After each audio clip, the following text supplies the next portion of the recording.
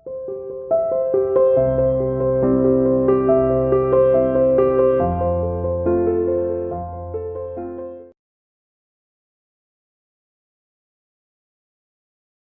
student, welcome to CR International School online classes. How are you beta? I hope you all are fine and safe at home. बेटा आज हम कक्षा 7वीं विषय हिंदी में पाठ 20 मायावी सरोवर के बारे में पढ़ेंगे। मायावी सरोवर, इसका क्या मतलब है? जो माया से आच्छादित सरोवर, सरोवर होता है तालाब। इसमें किसके बारे में बताया है? जब युधिष्ठिर और उसके जो चारों भाई हैं उनका वनवास खत्म होने को हुआ, तब वो एक ब्राह्मण की सहायता से एक जंगल में गए और वहां पर उनको प्यास लगी। ठीक है, तो प्यास लगते लगते वो एक जगह बैठ गए और वहां युधिष्ठिर ने सबसे पहले नकुल को भेजा कि जाओ ऊपर चढ़कर देखो कि कहीं कोई पानी है या नहीं, आसपास में पानी का स्थान है या नहीं। तो नकुल ऊपर चढ़कर देखता है पेड़ पर कि हाँ आसपास में है, एक स्थान है जहां पर पानी है। तो युधिष्ठिर नकुल को वहां पर पानी पीने के लिए भेजता है, तो पानी लेने के लिए भेजता है। नकुल वहां पर जाकर क्या है, पानी पीता है और वहां पर जैसे ही पानी पीने लगता है तो यक्ष द्वारा प्रश्न पूछने पर कि पहले मेरे प्रश्नों का उत्तर दो, अगर तुम मेरे प्रश्नों का उत्तर नहीं दोगे तो तुम यहाँ पर मर जाओगे। इस तरह से चारों भाई पांचों भाई धीरे धीरे करके, 4 भाई जाते हैं और धीरे धीरे करके वो अचेत हो जाते हैं।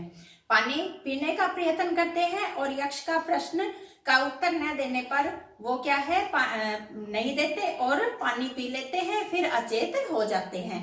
फिर अंत में युधिष्ठिर जाता है।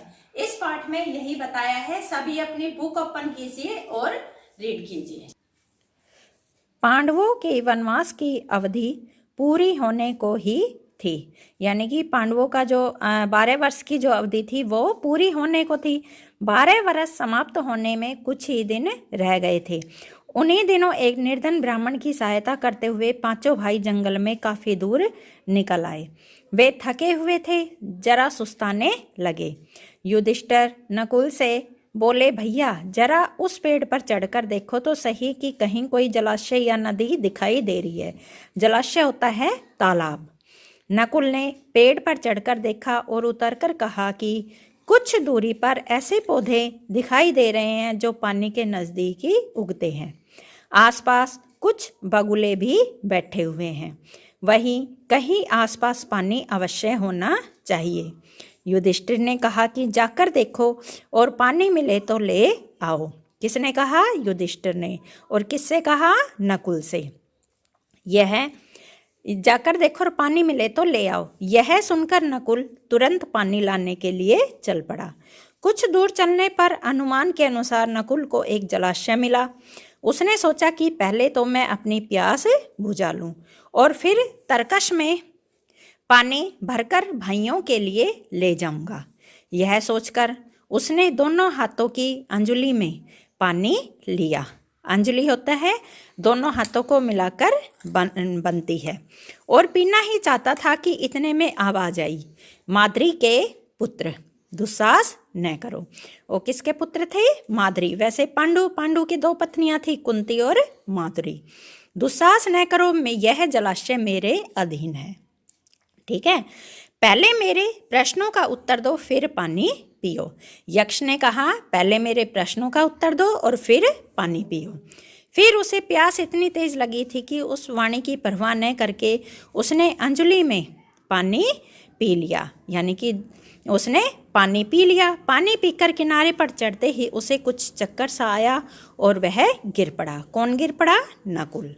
बड़ी देर तक नकुल के न लौटने पर युधिष्ठिर चिंतित हो गए। उसने सहदेव को भेजा। सहदेव जलाशय के नज़दीक पहुंचा तो नकुल को जमीन पर पड़ा हुआ देखा। किसने देखा? सहदेव ने नकुल को। फिर उसे भी प्यास इतनी तेज लगी थी कि वह कुछ ज़्यादा सोच न सका। वह पानी पीने को ही था कि पहले जैसे वाणी उसने भी सुनाई दी। उसने वाणी की चेतावनी पर ध्यान न देते हुए पानी पी लिया। और किनारे पर चढ़ते ही वह भी अचेत होकर नकुल के पास ही गिर पड़ा। जब सहदेव भी बहुत देर तक नहीं लौटा तो युधिष्ठिर घबराकर अर्जुन से बोले, जाकर देखो तो उनके साथ कोई दुर्घटना तो नहीं हो गई। अर्जुन बड़ी तेजी से चला। तालाब के किनारे पर दोनों भाइयों को उसने मृत पड़े देखा। किसने देखा? अर्जुन ने। दोनों भाई कौन? नकुल और सहदेव को। वह चौंक उठा। वह नहीं समझ पाया कि इनकी मृत्यु का कारण क्या है। वह सोचते हुए अर्जुन भी पानी पीने के लिए जलाशय में उतरा कि तभी उसे भी वही वाणी सुनाई दी, अर्जुन, मेरे प्रश्नों का उत्तर देने के बाद ही प्यास बुझा सकते हो। यह तालाब मेरा है। मेरी बात नहीं मानोगे तो तुम्हारी भी वही गति होगी जो तुम्हारे दो भाइयों की हुई है। अर्जुन यह सुनकर गुस्से से भर गया। उसने बाण छोड़ने शुरू कर दिए। जिधर से आवाज सुनाई देती उसी ओर निशाना लगाकर वह तीर चलाता रहा। कौन चलाता रहा? अर्जुन। किंतु उन बाणों का कोई असर नहीं हुआ। वह अपने बाणों को बेकार होते देखकर अर्जुन के क्रोध की सीमा न रही। उसने सोचा, पहले मैं अपनी प्यास तो बुझा लूं, फिर लड़ लिया जाएगा। यह सोचकर अर्जुन ने जलाशय में उतरकर पानी पी लिया और किनारे आते आते चारों खाने चित होकर गिर पड़ा। उधर बाट जोते जोते युधिष्ठिर बड़े व्याकुल हो उठे। भीमसेन से चिंतित स्वर में बोले, यानी कि चिंता करते हुए बोले, भैया भीमसेन, देखो तो अर्जुन भी नहीं लौटा। जरा तुम ही जाकर तलाश करो कि तीनों भाइयों को क्या हो गया। तीन भाई कौन कौन थे? नकुल, सहदेव और अर्जुन। युधिष्ठिर की आज्ञा मानकर भीमसेन तेजी से जलाशय की ओर बढ़ा। तालाब के किनारे पर देखा कि तीनों भाई मरे पड़े हुए हैं। सोचा किसी यक्ष की करतूत मालूम होती है, जरा पानी पी लूं फिर देखता हूँ। यह सोचकर भीमसेन तालाब में उतरना ही चाहता था कि फिर वही आवाज आई, मुझे रोकने वाला तू कौन है? कहता हुआ भीमसेन बेधड़क तालाब में उतर गया और पानी भी पी लिया।